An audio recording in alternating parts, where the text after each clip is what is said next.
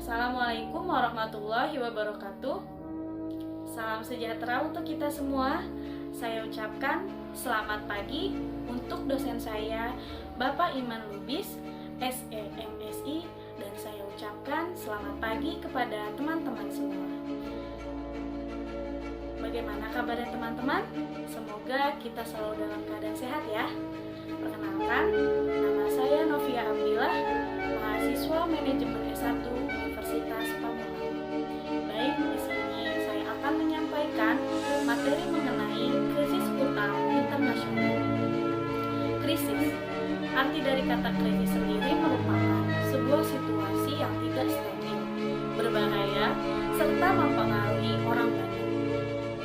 Baik, apa itu utang internasional? Pertama, kita lihat realitanya sendiri di negara kita, Indonesia. Berhutang ke negara tetangga merupakan salah satu rutinitas yang wajib dilaksanakan apabila negara kita ingin melakukan suatu pembangunan negara. Bahkan, secara khusus, negara-negara yang ingin memberikan hutang kepada Indonesia tergabung di dalam sebuah lembaga atau organisasi. Lembaga tersebut seperti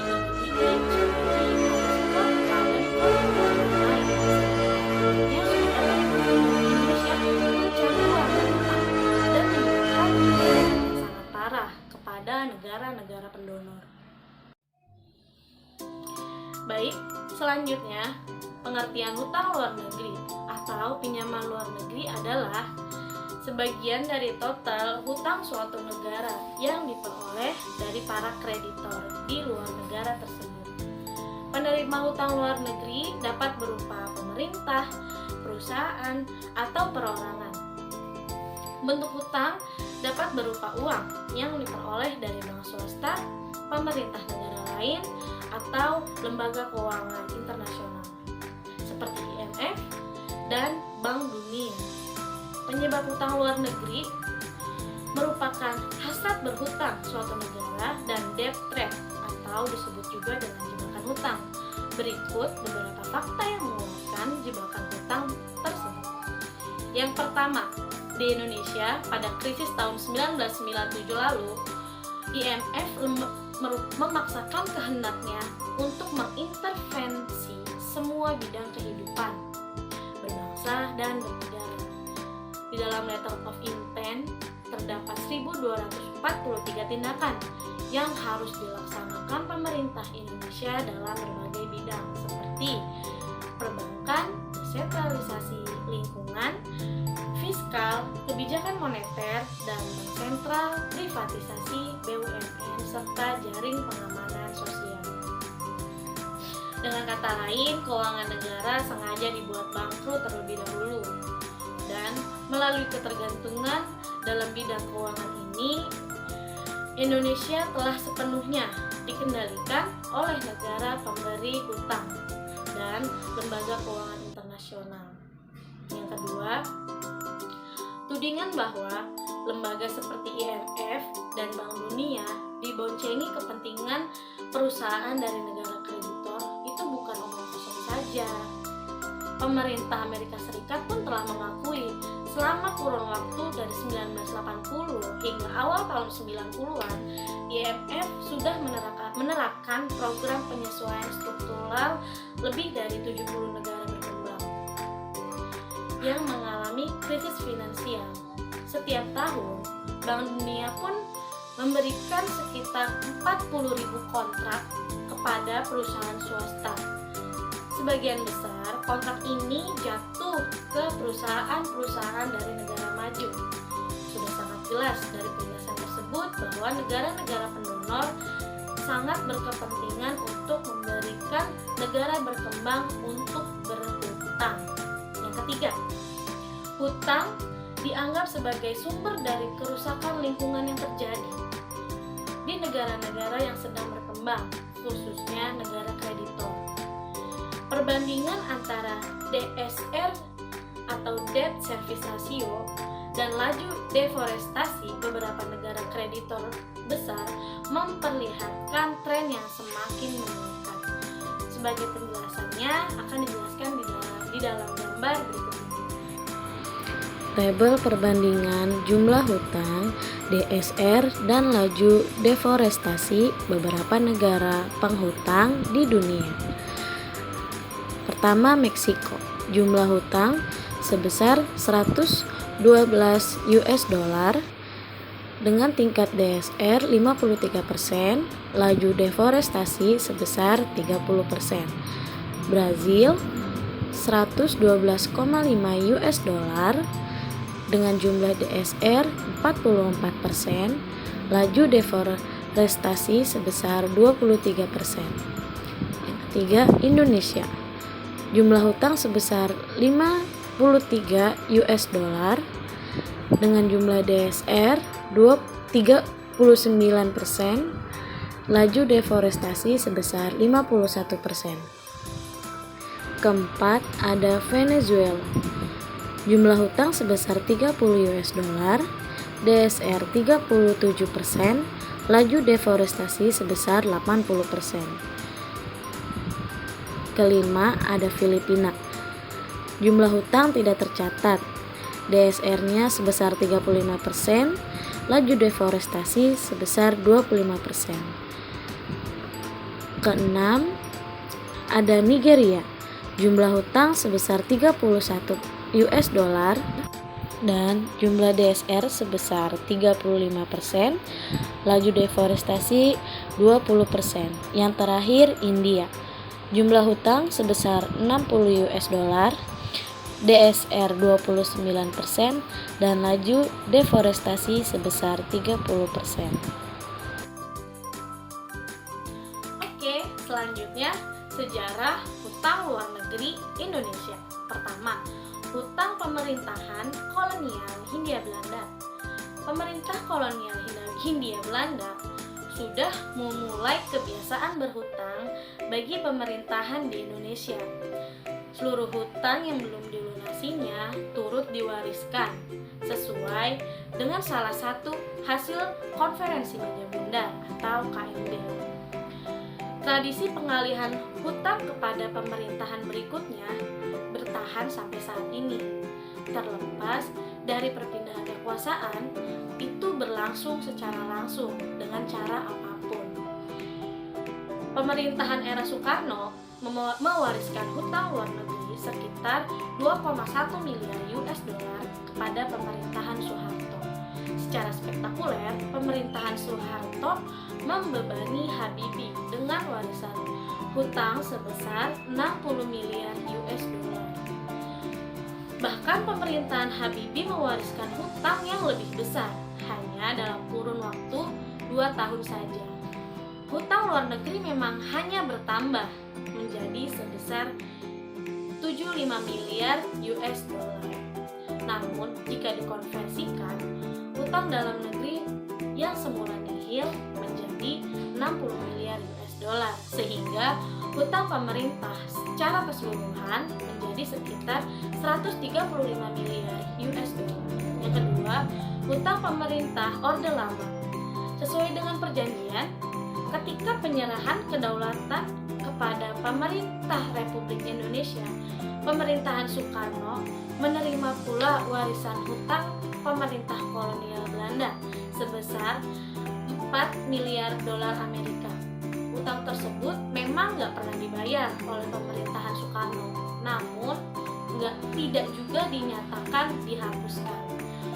Hutang ini nantinya diwariskan kepada era-era pemerintahan berikutnya dan akhirnya dilunasi juga. Yang ketiga, perkembangan hutang pemerintahan era Soeharto. Sejak awal, sikap pemerintahan Soeharto terhadap modal asing berbeda dengan sikap Soekarno-Hatta.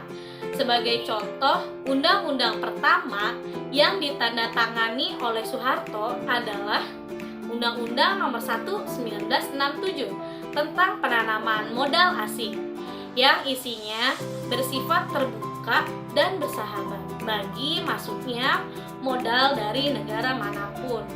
Beberapa bulan sebelumnya, IMF membuat studi tentang program stabilitas ekonomi yang rekomendasinya segera diikuti oleh pemerintah.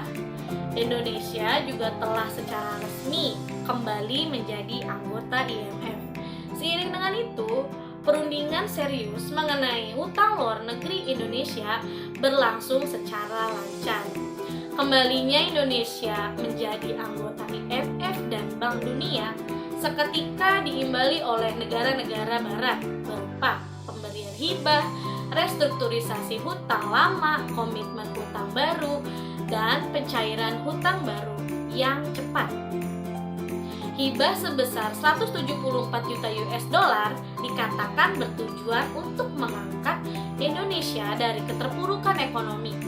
Restrukturisasi hutang yang disetujui pun bernilai sebesar 534 US dollar lewat berbagai perundingan, terutama pertemuan Paris Club yang disepakati moratorium utang sampai dengan tahun 1971 untuk pembayaran cicilan pokok sebagian besar hutang, yang akhirnya sejak tahun 1967 Indonesia mendapat persetujuan hutang baru dari banyak kreditur dan sebagiannya langsung dicairkan pada tahun itu juga.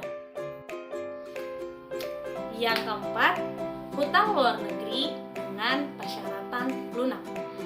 Pada mulanya, semua hutang baru itu bisa dikatakan sebagai pinjaman dengan syarat lunak.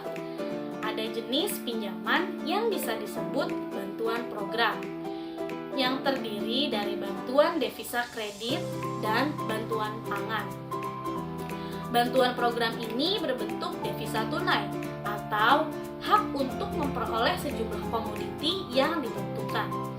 Ada bantuan proyek yang pada dasarnya adalah hutang bagi pembangunan proyek tertentu dengan syarat-syarat pelunasan yang lunak.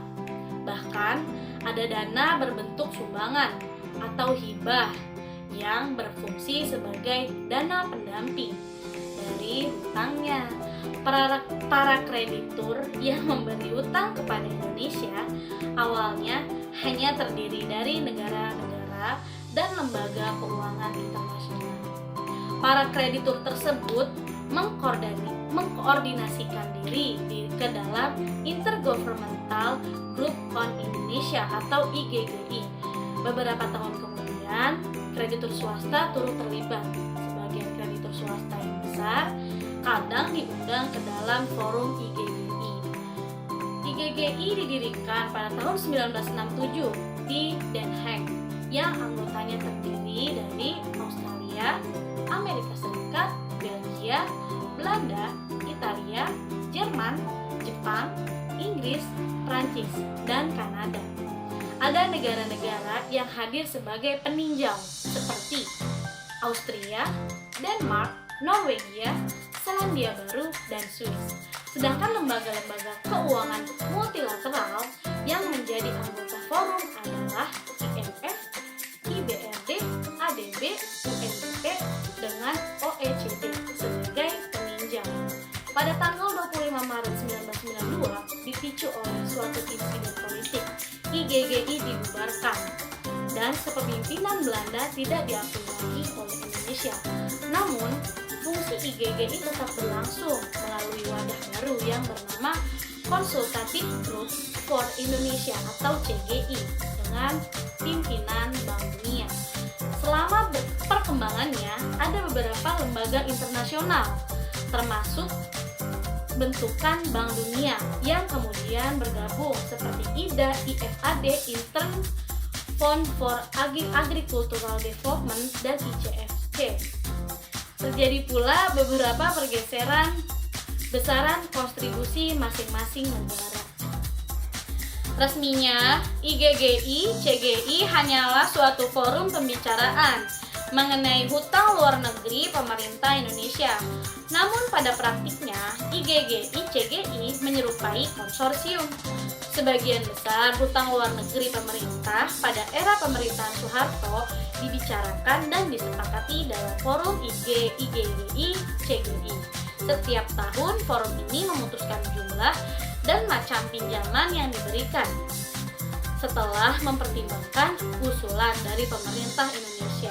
Dalam artian tertentu, ICGI memang bukan konsorsium karena masing-masing kreditur memiliki kesepakatan tersendiri tentang detailnya dan tidak seluruh hasil forum bersifat mengikat kepada mereka. Pada saat pemerintahan Soeharto mulai menerima hutang luar negeri dan 1 dekade setelahnya, perkembangan wacana keuangan internasional memang sedang kondusif. Selain yang dinyatakan sebagai dimensi kemanusiaan, serta keterkaitan dengan masalah perebutan pengaruh politik blok barat dan blok komunis, konsep dan praktik keuangan internasional memang tengah marak, mengembangkan berbagai bentuk hutang luar negeri. Ada 2 pemicu utama dari sisi wacana keuangan dan perekonomian. Yang pertama, upaya banyak negara maju untuk merestrukturisasi sekaligus mengembangkan industri pengolahannya yang berlangsung mulai era 1960-an. Ada pertimbangan suplai sumber energi, bahan baku, pemindahan berbagai tahap produksi sampai penetrasi pasar. Kedua, mulai ada kelebihan likuiditas pada lembaga keuangan internasional yang kemudian mendapat momentum lanjutan dari petrodolar akibat kenaikan harga minyak sejak awal tahun 70-an. Selain disimpan pada bank dan lembaga keuangan komersial, dana petrodolar dari negara-negara produsen minyak ini juga diakses oleh IMF. Perkembangan wacana dan kondisi keuangan internasional itu kemudian antara lain menghasilkan hutang luar negeri yang diterima pemerintah negara-negara yang sedang berkembang, termasuk Indonesia. Secara umum, jenisnya terdiri dari dana pembangunan resmi atau Official Development Fund atau ODF, kredit ekspor atau ekspor kredit, dan pinjaman swasta (private loan). ODF adalah pinjaman resmi yang bersyarat lunak dari suatu negara donor melalui lembaga keuangan bilateral negara yang bersangkutan dan atau melalui lembaga bank pembangunan multilateral seperti Bank Dunia, ADB, IDA, dan sebagainya. ODF dapat berupa pinjaman yang bersyarat sangat lunak atau pinjaman setengah lunak. Kredit ekspor merupakan pinjaman setengah resmi dengan persyaratan setengah lunak, yang mana dananya berasal dari negara donor yang disebut Official Financial Support atau yang bersumber dari pihak perbankan dan lembaga keuangan swasta yang dijamin dan disubsidi oleh negara pemerintah donor. Penggunaan kredit ekspor itu kadang-kadang terbatas hanya untuk pengadaan barang dan jasa di negara donor dan kadang tidak mengikat atau kombinasi antara keduanya. Kredit ekspor disebut suppliers credit kalau pinjaman itu disalurkan melalui pemasok di negara donor. Pinjaman ini dinamakan buyer's credit jika diberikan langsung oleh lembaga kredit. Ekspor kepada peminjam di negara penerima. Pinjaman program pada awal Orde Baru terdiri dari bantuan devisa kredit dan bantuan pangan. Pinjaman program diorientasikan untuk menyelesaikan masalah jangka pendek dan mendesak, serta bersifat sangat lunak. Pada masa berikutnya, tingkat kelunakan menjadi kurang jelas. Sifat pinjaman program yang membantu mengatasi masalah ekonomi dan keuangan pemerintah yang mendesak tetap dipertahankan. Sifat utamanya adalah memberikan aliran devisa atau kas masuk secara langsung bagi pemerintah. Akan tetapi, dalam beberapa tahun tersebut, pinjaman program terkait dengan perubahan kebijakan dalam bentuk undang-undang dan peraturan lainnya. Pencairan utang program selalu dikaitkan dengan capaian dalam perubahan kebijakan yang berhasil dilakukan pemerintah. Sedangkan yang dimaksud dengan pinjaman proyek terutama adalah utang yang diterima dalam bentuk fasilitas berbelanja barang dan jasa kepada negara, lembaga kreditur dalam bentuk kredit. Bedanya dengan pinjaman program, pinjaman proyek lebih ditunjukkan untuk proyek investasi jangka panjang. Sebagaimana telah disebutkan sejak tahun 1967, Indonesia telah menerima pinjaman dengan syarat lunak atau dalam bentuk sumbangan dari negara-negara dan lembaga keuangan internasional yang tergabung di dalam IGGI. Dalam beberapa tahun sejak itu, Indonesia mendapat pinjaman berbentuk bantuan program yang terdiri dari bantuan devisa kredit dan bantuan pangan, serta bantuan proyek dengan syarat-syarat pelunasan yang lunak. Daftar negara atau lembaga kreditor pemberi hutang luar negeri terbesar Indonesia. Jepang sebesar 45,5% atau 29,8 miliar US dollar atau setara dengan 358 triliun rupiah. Yang kedua, ADB Asian Development Bank sebesar 16,4% atau 10,8 miliar US dollar atau setara dengan 129 triliun rupiah. Yang ketiga ada World Bank sebesar 13,6% atau sebesar 8,9 miliar US dollar atau setara dengan 107 triliun rupiah. Jerman sebesar 4,7% atau 3,1 miliar US dollar atau setara dengan 37 triliun rupiah. Amerika Serikat 37% atau 2,3 miliar US dollar atau setara 28 triliun rupiah. Inggris 1,7% atau setara dengan 1,1 miliar US dollar setara juga dengan 13 triliun rupiah. Dan yang terakhir, lembaga atau negara lain yaitu sebesar 14,6% atau setara dengan 9,6 miliar US dollar atau jika dirupiahkan setara dengan 115 triliun rupiah. Hutang negara kini sedang menjadi topik panas di sejumlah kalangan. Bagaimana tidak, hutang di sejumlah negara, termasuk Indonesia, terus meningkat untuk menangani kasus pandemi COVID-19. Hutang merupakan salah satu hal yang krusial, sebab negara bisa saja bangkrut karena tidak mampu membayar hutangnya. Hal ini pernah dialami beberapa negara jauh sebelum kasus pandemi COVID-19. Berikut akan saya jelaskan beberapa negara yang pernah mengalami bangkrut karena hutang. Yang pertama, ada Yunani. Pada 2012 lalu, Yunani tidak bisa membayar hutangnya senilai 138 miliar US dollar atau setara 1.987 triliun. Saat itu kurs sejumlah 14.400 per dolar.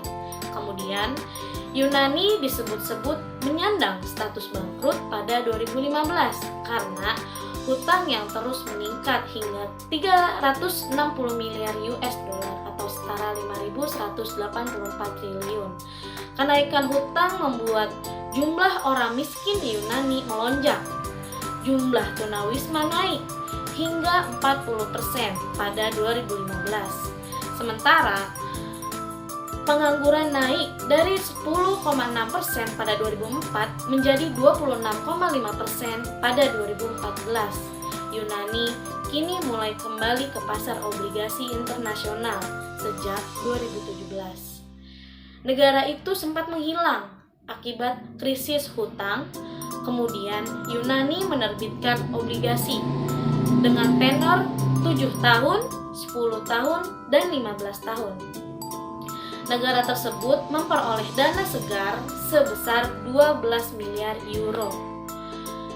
Dengan penerbitan obligasi, pada tahun 2020, rasio hutang Yunani diprediksi mencapai 188,8% dengan nilai hutang sebesar 337 miliar euro, naik dari posisi 2019 yang sebesar 331 miliar euro. Di posisi kedua ada Argentina. Argentina dinyatakan gagal bayar karena tidak bisa melunasi hutang ke kreditur. Hal ini berawal dari kebijakan pemerintah Argentina yang mematok 1 US dollar sama dengan 1 peso Argentina. Namun, mata uang Argentina dengan dolar menjadi tidak akurat. Situasi itu menimbulkan kepanikan, sehingga banyak masyarakat yang tidak menarik uang di bank. Nah, pada 2005 dan 2010, Argentina mengumpulkan seluruh kreditur untuk berdiskusi terkait restrukturisasi utang senilai 100 miliar US dollar atau setara 1.440 triliun rupiah. Beruntung mayoritas kreditur setuju dengan skema restrukturisasi yang ditawarkan Argentina. Namun, pemerintah Argentina kembali mengajukan pinjaman senilai 50 miliar US dollar atau 720 triliun rupiah ke Dana Moneter Internasional atau IMF pada tahun 2018. Argentina mengajukan utang ke IMF untuk menangani krisis ekonomi yang sedang terjadi saat itu. Krisis terjadi lantaran kenaikan inflasi yang signifikan, sehingga mata uang peso Argentina anjlok hingga 40% sepanjang 2018. Yang ketiga ada Zimbabwe. Zimbabwe terlilit hutang hingga 4,5 miliar US dollar atau 64,8 triliun pada tahun 2008. Tingkat pengangguran Zimbabwe juga melonjak hingga 80%. Masyarakat Zimbabwe berhenti menggunakan bank. Bahkan, mereka juga berhenti membayar pajak dan tidak menggunakan mata uang nasional sebagai alat transaksi jual beli. Zimbabwe juga mengalami hiperinflasi, di mana masyarakat tidak lagi bisa menjangkau harga bahan-bahan pokok. Dengan demikian, uang seperti tidak berarti bagi masyarakat Zimbabwe selama harga barang terus melonjak. Mereka lebih memilih sistem barter pada saat itu. Yang keempat ada Venezuela. Pada 2017, Presiden Venezuela Nicolas Maduro mengatakan pemerintahannya tidak bisa membayar seluruh hutangnya. Ia mengaku Venezuela dan perusahaan minyak negara tersebut akan meminta restrukturisasi terhadap pembayaran hutang.